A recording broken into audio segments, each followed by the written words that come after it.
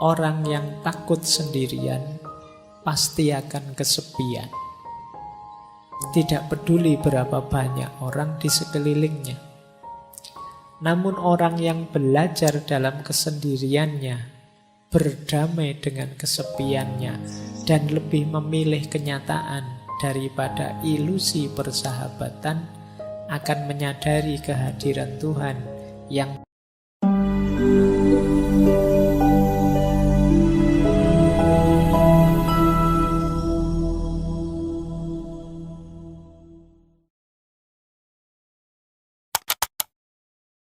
Bismillah.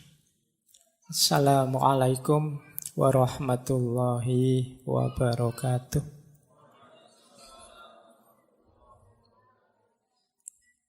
Bismillahirrahmanirrahim. Alhamdulillahi rabbil alamin. Wa bihi nasta'inu ala umurid dunya waddin. Allahumma sholli wa sallim wa barik ala habibina wa syafi'ina sayyidina wa maulana Muhammadin wa ala alihi wa ashabihi wa man tabi'ahum bi ihsanin ila yaumiddin. Amma ba'du. Bismillah. Kita mulai lagi belajar kita, ngaji filsafat kita. Oke, kita lanjutkan. Nah, yuk, tadi kan yang ruwet-ruwet, kesendirian, kesepian. Kita lanjutkan ya, perjalanan kita ke ranah positifnya kesendirian.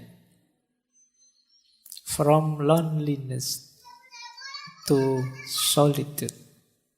Bagaimana mengubah kesendirian yang tadi kesepian menjadi kesendirian yang bermanfaat, berguna untuk diri kita. Tapi sebelum itu, mari kita lakukan 5 hal ini. Biar kesendirian kita positif. Yang pertama, ayo kita terima dan kita renungi. Jadi acceptance and reflection. Aku kok merasa sendiri, aku ini kok kesendirian, akarnya apa, sebabnya apa, yang menyebabkan situasi ini apa, mentalku kah, lingkungan kah, atau apakah. Jadi ada refleksinya. Kalau sudah terus self-development itu meningkatkan diri. Oh, selama ini mungkin aku terlalu mengikuti kata hatiku. Tak latihan sebentar untuk bisa melampaui rasa suka dan tidak suka. Ini self-development namanya. Mendidik diri. Nanti ada penjelasannya di belakang. Yang ketiga, action. Apapun yang terjadi, meskipun sedang kesepian, jangan berhenti berkarya. Jangan berhenti bertindak, berperilaku, melakukan apa yang kita inginkan. Jadi acceptance, reflection, self-development, action, dan social support.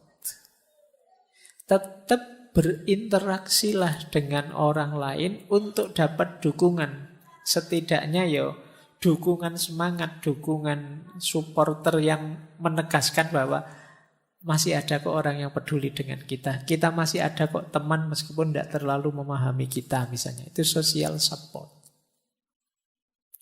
Dan yang kelima bisa lewat jalur spiritualitas. Jangan lupa, sesepi apapun hidup kita, masih ada Allah.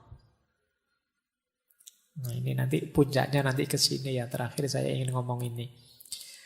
Tapi itu tadi, hidupkan dulu, nyalakan dulu 4 yang pertama. Terimalah, kalau mampu renungilah. Kemudian perbaiki diri kalau memang harus ada yang diperbaiki. Jalankan, tetap beraktivitas, berkarya. Biar tidak runtuh kebanggaanmu pada dirimu. Setelah itu yakinlah bahwa akan selalu ada orang yang siap mendukungmu. Tegaskan social support di sekeliling kita. Pendukung orang-orang yang mencintai kita, menyayangi kita. Yang anytime siap membantu kita semampu mereka. Dan yang terakhir, yakinlah bahwa kita tidak pernah ditinggal oleh Yang Maha Kuasa, oleh Allah. Kita saja yang sering lupa atau menjauh darinya. Ini akan jadi solusi agar loneliness berubah jadi solitude. Mungkin kita masih sendirian, tapi sekarang kesendirian itu produktif. Kesendirian itu manfaatnya besar. Baik lewat jalur peningkatan kualitas diri maupun lewat jalur spiritualitas.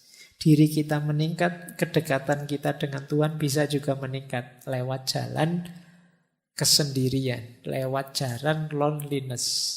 Disitulah nanti loneliness menjelma jadi solitude. Jadi kesendirian yang positif, kesendirian yang bermanfaat. Oke, baik. Kita mulai babak kedua. Tadi babak pertama kita membahas tentang kesendirian dan kesepian dan ikhwal, tentang sisi negatifnya kesendirian. Sekarang kita mulai masuk ke sisi positifnya. Yang pertama, ada banyak norma moral maupun norma agama yang mengarahkan kita untuk sendiri dan menganggap kesendirian itu adalah keutamaan. Nanti yang agama saya bicarakan di belakang. Saya ambil contoh misalnya Mahatma Gandhi. Orang itu bisa membuktikan dirinya khususnya dalam kesendirian. Kata Gandhi, adalah mudah untuk tegak dalam kerumunan, namun memerlukan keberanian untuk tegak sendirian. Orang itu kalau temannya banyak, terus petentang-petenteng, itu gampang, koncone oke. Ya kalau sendirian, baru dia disebut pemberani. Ayo kamu sendirian petentang-petenteng kalau berani misalnya. Itu sederhananya begitu maunya Gandhi. Orang itu bisa tegak sendirian baru dia hebat. Kalau sekedar tegak bareng temannya ya belum. Kalau pas nongkrong bareng temannya banyak terus ada yang lewat sweet berani. Tapi ketemu satu-satu gitu biasanya kamu grogi. Jadi orang itu terbukti kehebatannya ketika dia sendirian. Kalau kamu bareng orang banyak, lewat kuburan, santai saja. Mungkin kamu sampai, ayo kalau ada hantu keluarlah ngono. Tapi begitu sendirian, wah, ono angin sidik, wah, melayu mesti banter. Terbukti keberanianmu saat sendirian. Kebaikan juga begitu. Kalau kamu sendirian masih juga baik, berarti kamu memang orang baik. Tapi kalau kamu baiknya hanya pas ada orang banyak, ya kamu sebenarnya hanya pencitraan. Jadi mudah untuk mengklaim bahwa kamu hebat ketika dalam kerumunan. Untuk membuktikan kamu hebat beneran ya saat sendirian. Jadi ini salah satu quote untuk menegaskan betapa sendirian itu sebenarnya bermakna pembuktian. Kamu hebat beneran apa enggak? Kamu jago beneran apa enggak? Makanya kata Lause, orang biasa itu membenci kesendirian. Namun seorang master, dia bisa memanfaatkan kesendirian, dia memeluk kesendirian sambil menyadari bahwa dia adalah satu dengan seluruh semesta. Jadi kesendirian bermakna pembuktian diri. Saatnya kalian tampil, ya sendiri. Kalau saatnya kalian tampil kok banyak orang, kamu tidak akan terlihat.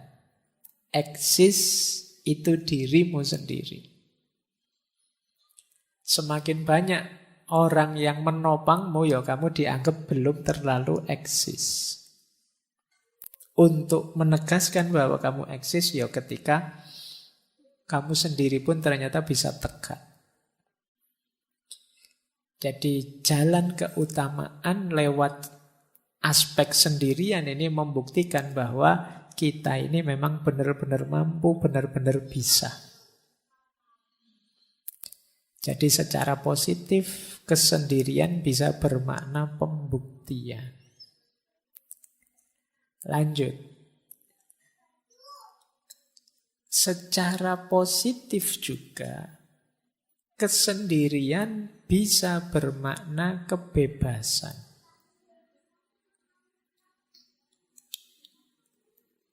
Tadi sudah sekilas dijelaskan di Sartre bahwa hadirnya orang lain itu seringkali membelenggu kita.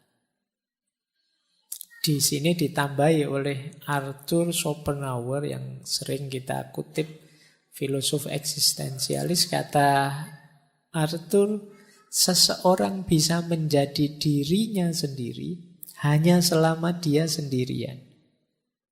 Dan jika dia tidak menyukai kesendirian, dia tidak akan menyukai kebebasan. Karena hanya ketika dia sendirian, dia benar-benar bebas.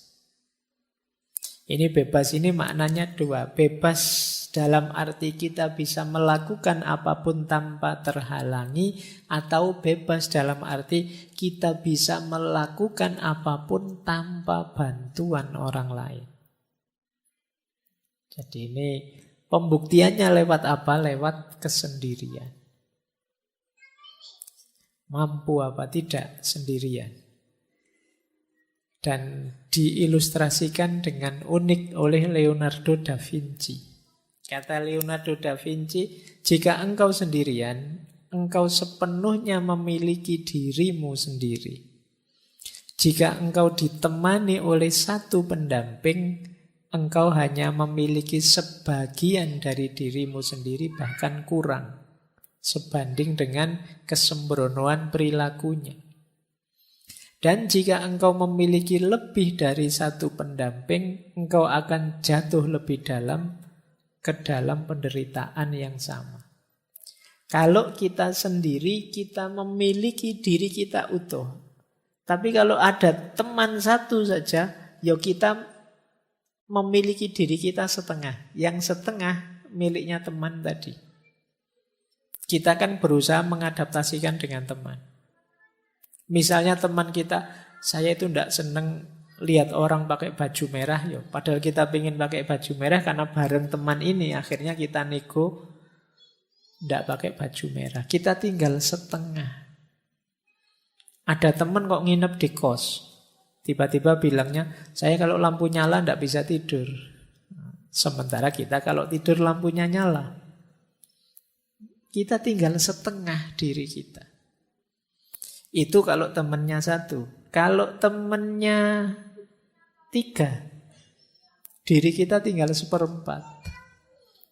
Nego dengan 4 teman ini mungkin maunya beda-beda. Saya tidak bisa tidur kalau tidak lampu disco. Saya tidak bisa tidur kalau tidak lampu, misalnya. Apa tidak puyeng kamu? Akhirnya semalam tidak tidur itu mikir lampu.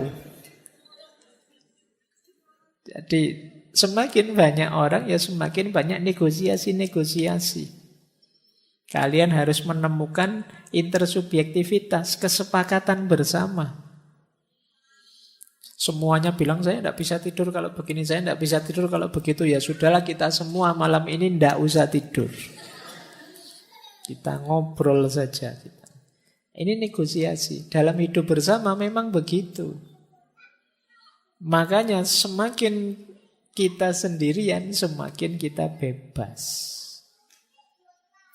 Ya meskipun tidak harus dengan kalimat orang lain adalah neraka, seperti yang disampaikan oleh Sartre. Jadi makna positif kedua, kalau tadi kan kesendirian itu pembuktian diri, kalau ini kesendirian itu kebebasan. Semakin kita sendiri, semakin kita bisa bebas. Baik. Hujan kah? Bukan. Kita lanjutkan. Yuk. Nah, pembuktian diri sudah, kebebasan sudah. Makna positif kesendirian selanjutnya adalah pemenuhan diri. Pemenuhan diri itu maksudnya kita ingin jadi apa? Kita ingin membuat diri kita selevel apa? Itu sebagian besar jalurnya adalah kesendirian. Contoh misalnya, saya ambil quote-nya Picasso. Kata Picasso, pelukis aliran kubisme yang terkenal sekali. Tanpa kesendirian yang luar biasa, tidak ada pekerjaan serius yang mungkin dilakukan. Kalau kalian garap skripsi kan sendirian. Kalau pas temenmu banyak di kamar, ndak jadi garap skripsi. Ngobrol mesti. Saya ndak sendirian, juga ndak banyak teman, Pak. Berdua, Pak. Kalau berdua ndak jadi skripsi. Mungkin jadi yang lain.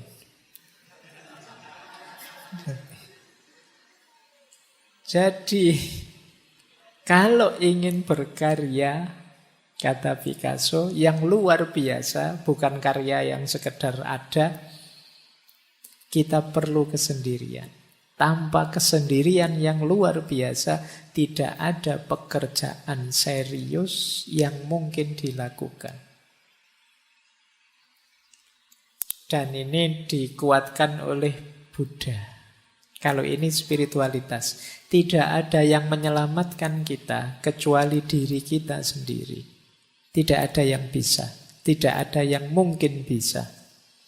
Kita sendiri harus menempuh jalan itu.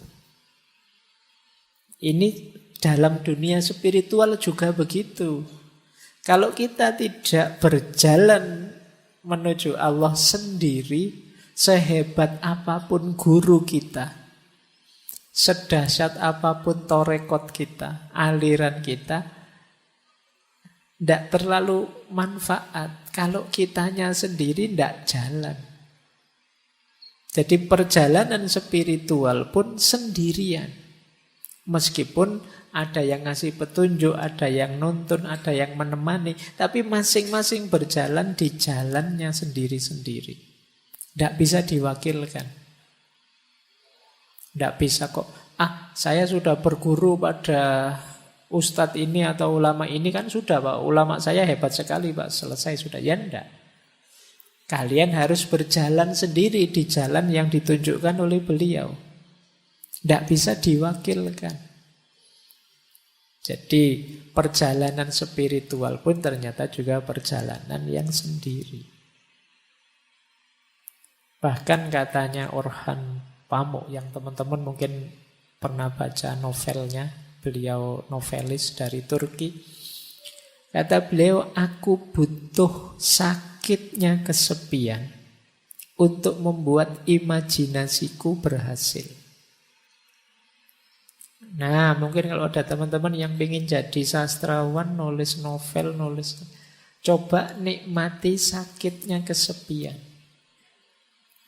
Kata Pamuk, justru di situ imajinasiku main, liar. Dalam kesepian. Ya, karena memang kalau banyak teman, saya tidak membayangkan apa kalian bisa nulis novel kok terus banyak teman ramai sambil ngobrol, sambil ngopi, sambil itu tidak jalan. Jadi imajinasi kita hidup dalam sakitnya kesepian. Itu kata Pamuk. Bahkan kata Goethe, dulu pernah kita bahas beliau, jiwa yang melihat keindahan terkadang secara otomatis berjalan sendirian. Orang yang menemukan sesuatu yang indah, biasanya dia tidak pakai mikir lagi, ingin meraih yang indah itu, meskipun banyak orang lain menganggap itu tidak indah. Tapi karena aku sudah menemukan keindahannya, ya otomatis aku terdorong untuk bergerak ke sana. Jadi jiwa yang melihat keindahan terkadang berjalan sendiri. Berjalan sendiri otomatis mengejar keindahan itu. Jadi makna positif dari kesendirian yang ketiga adalah pemenuhan diri. Teman-teman punya cita-cita apapun, keinginan apapun untuk diwujudkan, mau tidak mau satu-satunya jalan harus siap sendirian. Siap mengambil momen untuk sendiri mewujudkan keinginan itu. Makanya makna ketiga pemenuhan diri. Jadi dalam kesendirian kita mewujudkan apa yang kita inginkan. Hanya dalam sakitnya kesepian imajinasi kita hidup. Tanpa kesendirian tidak ada pekerjaan serius bisa kita lakukan. Tanpa berjalan sendiri, sehebat apapun konsep, sehebat apapun teori, tidak akan ada gunanya. Jadi disinilah pentingnya kita sendiri. Para ulama zaman dulu itu bahkan banyak yang sampai akhir hayatnya tidak menikah. Meskipun jangan dipakai alasan teman-teman.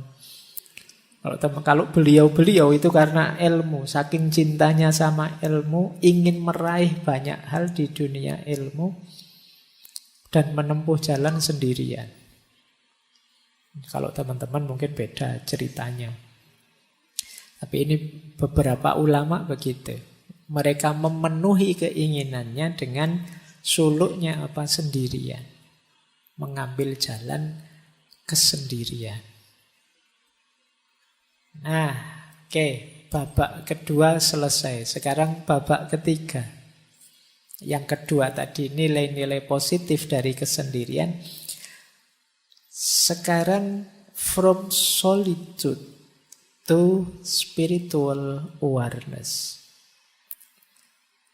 Dari kesendirian yang positif tadi, sekarang kita bawa naik menuju Tuhan.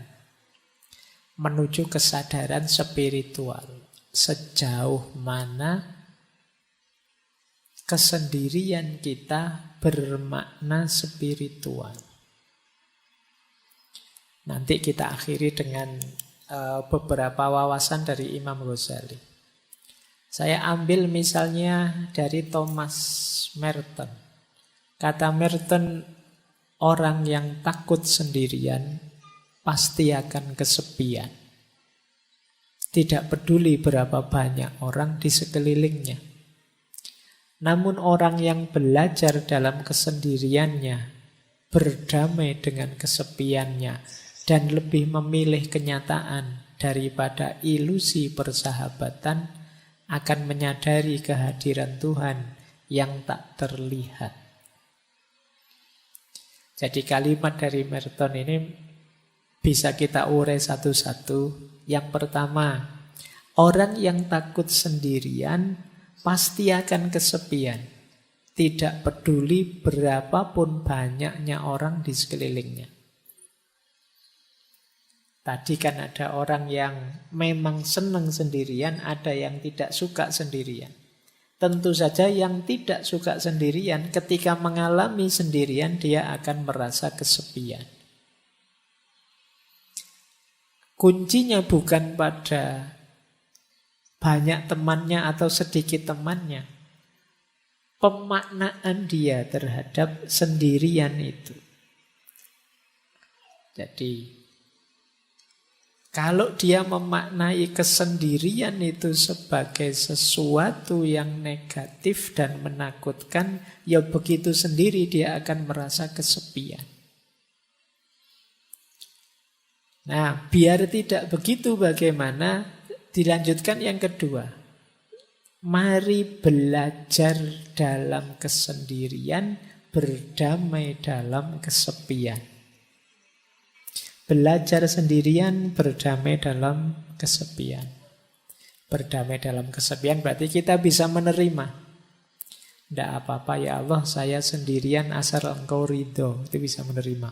Tidak apa-apa, saya jomblo kalau ini memang keinginanmu ya Allah. Nah, jadi ini berdamai dengan kesepian, dengan kesendiriannya. Dan lebih memilih kenyataan daripada ilusi persahabatan. Kenapa persahabatan di sini disebut ilusi? Ini seperti yang disampaikan di awal tadi, tidak mungkin ada persahabatan yang sama sekali tidak mengandung perpisahan, tidak mengandung kesendirian. Perpisahan itu kan kesendirian. Maka antara yang ilusi dan yang hakiki, pilihlah yang hakiki. Tadi ternyata yang hakiki ya kesendirian. Kalau mentalku sudah mental yang siap sendiri, meskipun ditinggalkan oleh sahabat, ya aku kuat. Meskipun temanku pergi semua, ya aku sanggup. Dan ini yang terakhir, pada akhirnya orang yang siap menghadapi kesendiriannya, justru dia akan menemukan kesadaran diri yang paling dalam, yaitu Tuhan.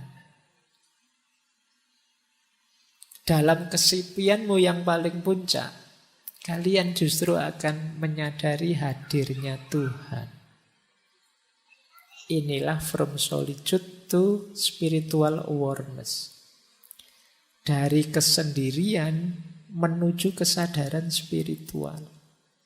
Itulah mengapa dulu Rasulullah itu setiap momen tertentu yang masyhur kan saat bulan Ramadan, beliau menyendiri.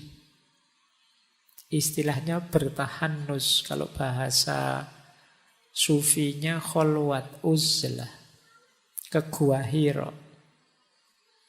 Jadi kesendirian ini tujuannya apa? Yuk, dalam rangka menyadari hadirnya Tuhan. Jadi tadi ada sisi negatifnya kesendirian, namanya kesepian. Tapi juga ada sisi positifnya. Dan sekarang sisi yang positif itu kita bawa berjalan ke ranah spiritual.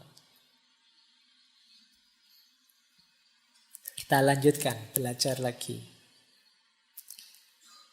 Kata Osho lagi tadi, Osho sudah kita kutip ya. Perjalanan ke dalam diri adalah perjalanan menuju kesendirian yang absolut. Engkau tidak dapat mengajak orang lain ke sana bersamamu. Ini sama dengan Hermann Hesse yang menulis novel tentang Buddha. Kita harus menjadi sendiri, sangat sendiri. Lalu kita menarik diri ke dalam diri yang terdalam. Mungkin rasanya sangat sepi. Ini memang jalan penderitaan yang pahit. Tetapi kemudian kesendirian kita akan teratasi. Kita tidak lagi merasa kesepian. Karena kita menemukan bahwa dalam diri kita yang terdalam ada jiwa, yaitu yang ilahiyah yang tak terpisahkan. Lalu kita menemukan diri kita berada di tengah-tengah dunia, namun tidak terganggu oleh keserbaragamannya. Karena jiwa kita yang paling dalam itu membuat kita tahu bahwa diri kita adalah menjadi satu dengan semua makhluk. Jadi kesadaran spiritual itu nanti bertahap. Yang pertama, kesadaran bahwa hakikatnya kita sendiri. Karena hakikatnya kita sendiri, terus kita masuk ke dalam diri. Saat kita masuk ke dalam diri, di situ kita ketemu inti diri kita yang sifatnya ilahiyah, yang disebut ruh. Kesadaran ruhaniyah ini, kalau memang sudah kita pahami, pada akhirnya kita akan kembali lagi ke dunia, tapi sudah tidak tergoda lagi. dengan kesadaran bahwa semua makhluk hakikatnya satu, yaitu ciptaannya Allah, citranya Allah, citranya Tuhan. Inilah from solitude to spiritual awareness. Jadi diawali dari sendiri yang tidak kesepian, dilanjutkan dengan perjalanan ke dalam diri, dipuncai dengan kesadaran ilahiyah, diterapkan dalam hidup sehari-hari, yang tidak merasa ada bedanya semua makhluk dan tidak tergoda oleh warna-warni duniawi. Inilah from solitude to spiritual awareness. Konkretnya apa kalau dalam dunia tasawuf? Uzlah. Ada 3 istilah dalam dunia tasawuf yang dekat dengan uzlah. Ya, yang pertama uzlah itu sendiri, yang kedua zuhud, yang ketiga kholwat. Zuhud itu kondisi jiwa yang tidak tergoda oleh hal-hal duniawi. Kalau uzlah itu menjauhkan diri dari keramaian, kalau kholwat itu memisahkan diri dari keramaian, berdua dengan yang dicintai, yaitu Allah. Jadi uzlah itu menjauhnya, kholwat itu berduaannya. Kemudian dari sini bisa melahirkan jiwa yang zuhud, jiwa yang tidak tergoda oleh hal-hal duniawi. Jadi ternyata kesendirian tadi bisa jadi, kalau bahasa tasawufnya, salah satu mode suluk perjalanan kita untuk menuju Allah. Jadi yang tadi berawal dari kondisi jiwa, psikologi kita, ternyata bisa kita manfaatkan untuk perjalanan ilahiyah. Kesendirian kita ternyata bisa bermakna spiritual. Kita lihat ya, ini ayatnya. Jadi mana sih ayat yang menyarankan kita memperhatikan diri kita sendiri, jangan terlalu sibuk dengan orang lain? Ada di surat Al-Maidah ayat 105. Wahai orang-orang yang beriman, ya ayyuhalladzina amanu alaikum anfusakum. Alaikum anfusakum itu ya atas diri kalian, jiwa-jiwa kalian diri. Maksudnya apa? Perhatikanlah diri kalian sendiri. La yadurrukum man dhalla idza tadaitum. Tidak mungkin bisa membahayakanmu, mencelakakanmu orang-orang yang sesat kalau kalian sudah mendapat petunjuk. Berarti apa? Tadi jiwa kita ini ayo kita bawa untuk memperoleh hidayah, memperoleh petunjuknya Tuhan. Kalau sudah sampai level itu, tidak akan yang ada yang bisa menggoda kita, membahayakan kita. Jangan lupa, ilallahi marji'ukum jami'an. Kepada Allah lah kalian semua akan kembali. Fayunabbi'ukum bima kuntum ta'malun. Yang saat kembali nanti akan diberitahu kalian apa saja yang sudah kalian kerjakan. Jadi ayat ini menegaskan keutamaan ayo memperhatikan diri kita sendiri dulu. Sendirian dulu. Sampai kita kuat. Sehingga tidak ada yang bisa menggoda kita, membahayakan kita. Karena kita sudah mendapat petunjuk ilahiyah. Ini biasanya dipakai dalil uzlah. Boleh dicek nanti di Ihya-nya Imam Ghazali. Ini loh keutamaannya uzlah. Keutamaannya sendirian. Yo, uzlah di sini boleh kalian ganti kesendirian, boleh kalian ganti jomblo boleh kalian jadi. Kalau ada tanya ini keutamaannya sendiri.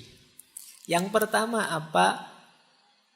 Ada kesempatan lebih banyak untuk beribadah dan bertafakkur. Tentu saja kalau banyak teman terus-terusan bareng orang lain, kesempatan ibadahnya kan bukan tidak ada tapi terbatas.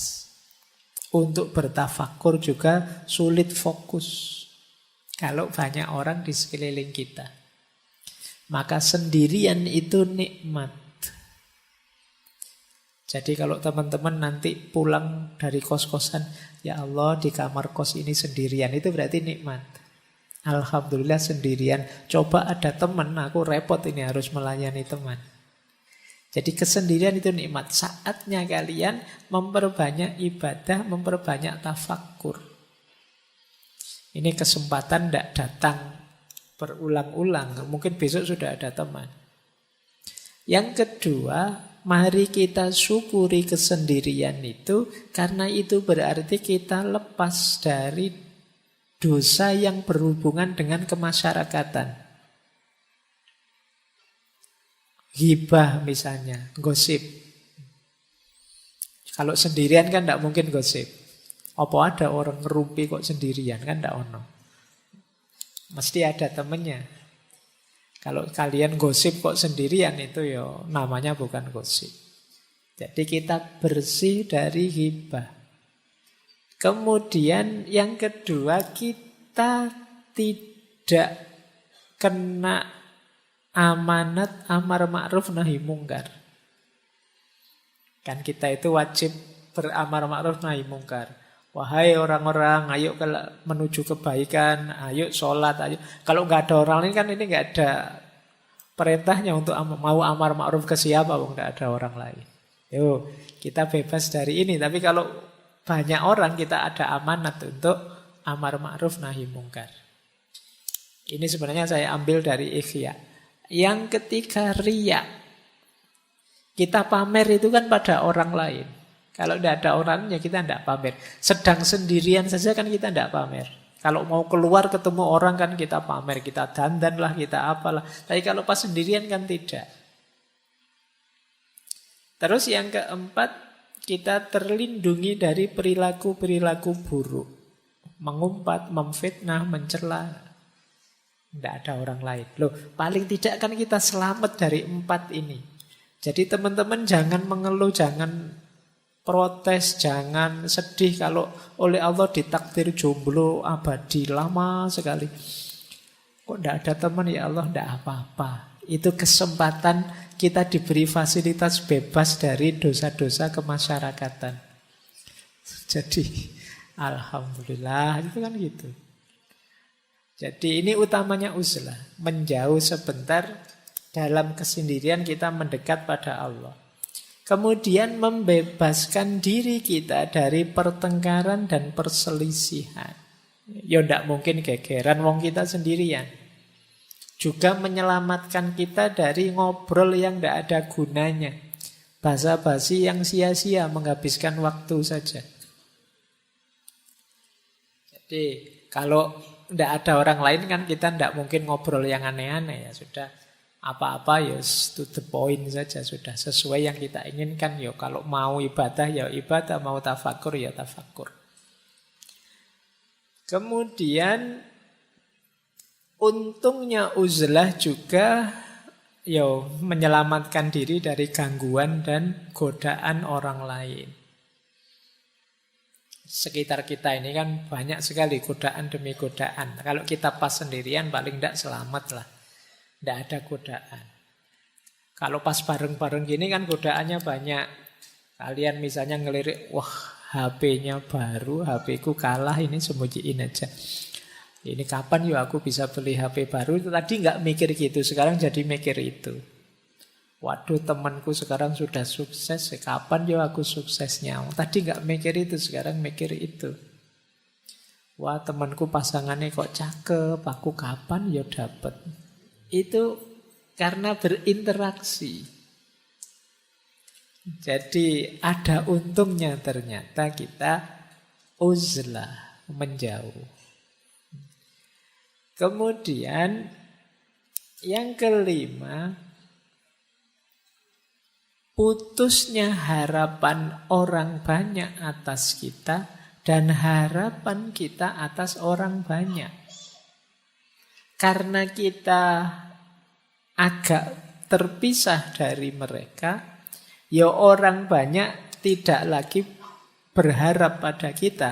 Kita juga tidak berharap pada mereka. Bukan berarti jelek berharap pada orang lain atau kita jadi tumpuan harapan orang lain.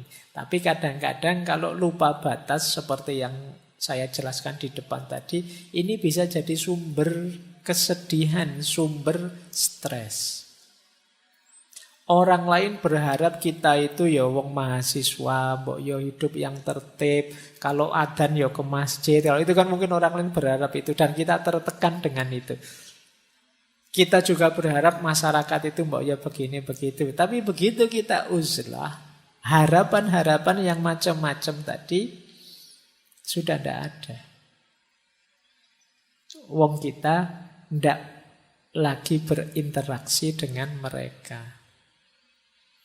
Jangan lupa uzlah ini bukan berarti untuk selamanya kita berpisah dengan masyarakat. Uzlah ini lebih pada melatih jiwa kita, melatih diri kita agar tidak mudah tergoda.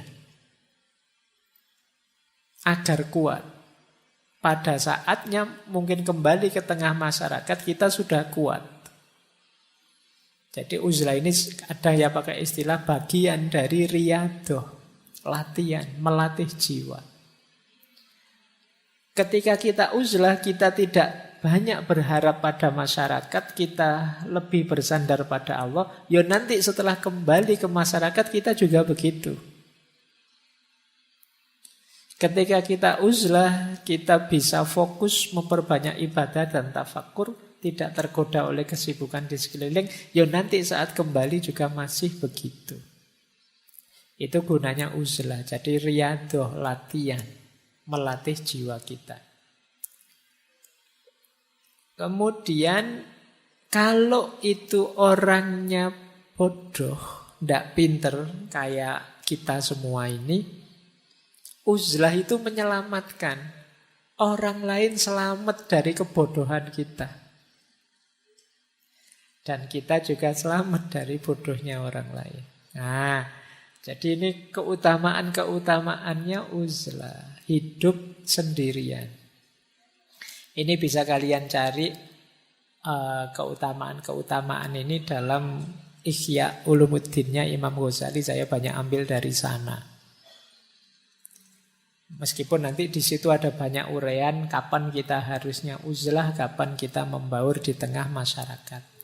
Tapi itu mungkin lengkapnya kita jelaskan minggu depan. Tapi malam hari ini kita sadari dulu bahwa ternyata kesendirian itu indah, kesendirian itu positif, kesendirian itu bisa membuahkan banyak manfaat untuk hidup kita.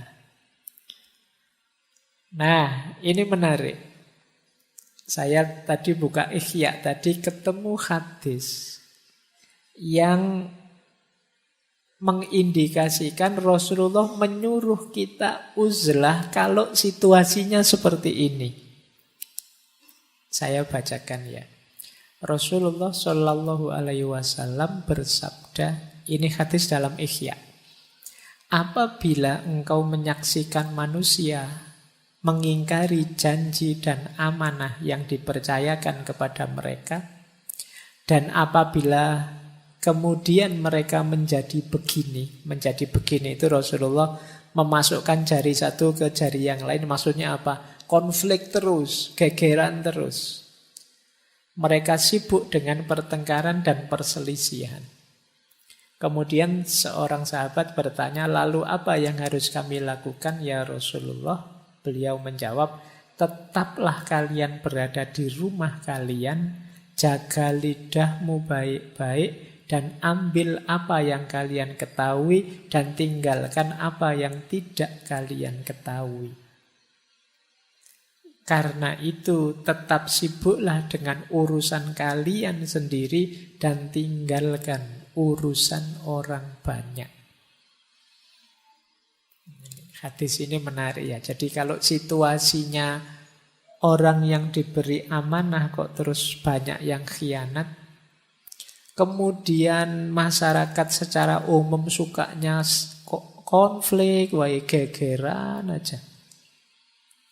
Saatnya kita nyari selamat untuk diri kita sendiri. Ambil jarak. Uzlahlah.